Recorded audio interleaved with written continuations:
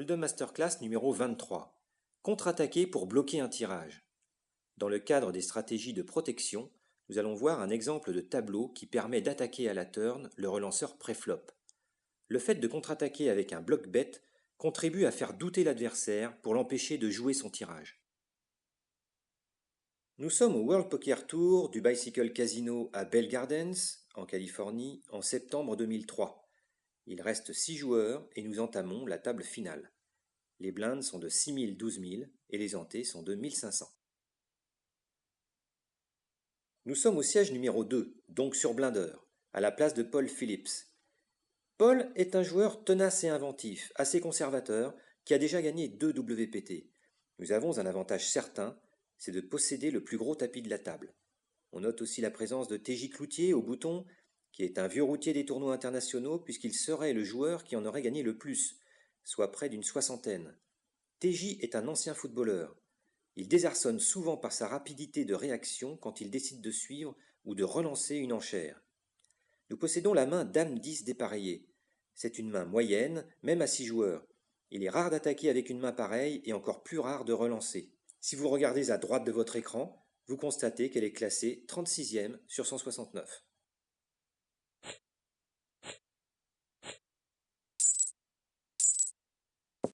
Les 3 premiers à parler passent, Cloutier suit les 12 000, Jet paye les 6 000 supplémentaires et nous checkons. Notre main moyenne a un certain potentiel et peut rapporter au flop. Aussi, nous préférons ne pas relancer, ce qui nous laisse 2 adversaires pour la suite du coup, et le pot contient 45 000.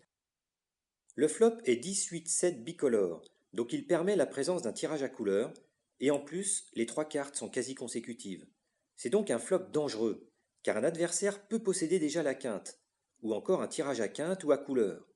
Cela est d'ailleurs assez probable, car comme aucun des adversaires n'a relancé pré-flop, ils détiennent probablement de petites et moyennes cartes plutôt que des grosses.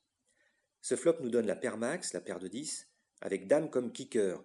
Mais attention, car nous n'avons pas de tirage. Si un 9 arrive ensuite, nous avons juste tirage à quinte ventrale, idem si c'est un valet.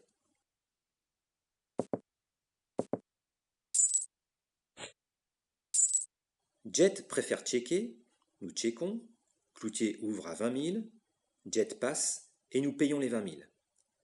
En voyant Chip Jet checker, nous avons la possibilité de checker nous aussi pour savoir si Cloutier est à tirage ou non. Car si c'est le cas, il ne va pas manquer d'ouvrir pour profiter de sa position. Et c'est effectivement ce qui se passe. Cloutier fait une petite ouverture de 20 000, moins de la moitié du pot, ce qui est typique d'un joueur à tirage. Cette simple ouverture suffit à faire passer Jet.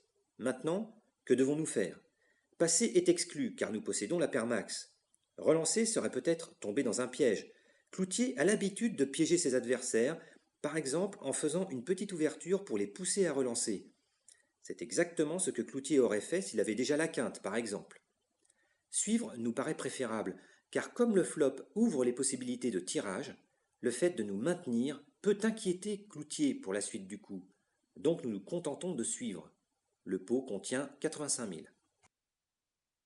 La turn est le 4 de cœur, ce qui n'amène rien de mieux au tableau. Cette carte n'est pas spécialement bonne pour notre main, mais elle n'est pas mauvaise non plus, car il est peu probable qu'elle améliore notre adversaire. Nous ouvrons à 30 000 et Cloutier paye les 30 000. Cette fois, c'est nous qui décidons d'attaquer et ce faisant, nous procédons à un bloc bet. En effet, nous ne voulons pas laisser Cloutier ouvrir et nous mener par le bout du nez. Attaquer d'entrée nous permet de dire à notre adversaire que nous avons un jeu et qui ne nous fait pas peur.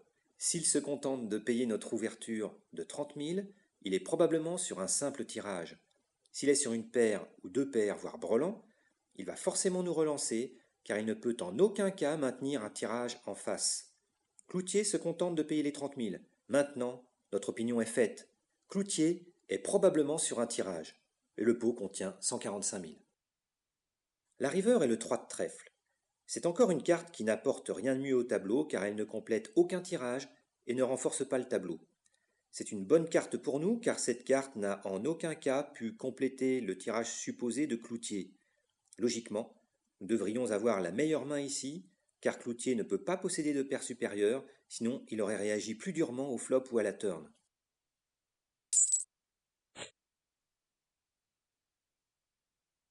Nous ouvrons à 40 000, soit moins d'un tiers du pot, et Cloutier passe. Nous n'allons évidemment pas checker, car ce serait donner l'occasion à Cloutier de faire une grosse ouverture pour voler le pot. Nous ouvrons donc, mais à petite hauteur une fois de plus, comme pour dire à l'ancien footballeur qu'il a juste à payer une petite somme pour se faire vaincre à l'abattage. Cloutier n'est pas homme à tomber dans ce genre de piège. Il se doute sûrement que nous avons une main et donc il préfère passer, car encore une fois, nous pensons qu'il possède un tirage non amélioré. Dès la turn, qui n'apporte rien au tableau, Phillips attaque d'entrée par un bloc bête. Cette petite ouverture lui permet de savoir si Cloutier est ou non sur un tirage. La recherche d'informations est essentielle à ce stade, car avec ce tableau qui permet deux tirages, à quinte et à couleur, si Phillips veut gagner le coup, il doit aller à la pêche aux renseignements. Le fait que Cloutier se contente de suivre est une réponse suffisante. Il n'y a pas eu abattage car Cloutier a passé, mais ce vieux routier des tournois montre quand même ses cartes, roi et valet de carreau, dans le seul but de savoir ce que Phillips possédait. Il faut croire que cela était important pour lui, mais Phillips est méfiant, et il ne montre pas sa main. Avec roi-valet de carreau, Cloutier avait donc à la fois le tirage couleur seconde et le tirage à quinte ventrale. On comprend qu'avec ce jeu, il ait été tenté de suivre les petites ouvertures de Phillips, qui n'ont en rien réduit sa cote financière. Évidemment, Phillips aurait pu se contenter de checker à la turn en laissant Cloutier faire son continuation bet. Cela aurait été moins rusé, car rien n'aurait empêché Cloutier de faire une ouverture, ce qui n'aurait donné aucune information sur sa main. En faisant son bloc bet, Phillips pousse Cloutier à se démasquer, et comme Cloutier se contente de payer, il est presque forcément à tirage. S'il avait été sur une autre combinaison, il aurait relancé pour éviter que Phillips tente le tirage.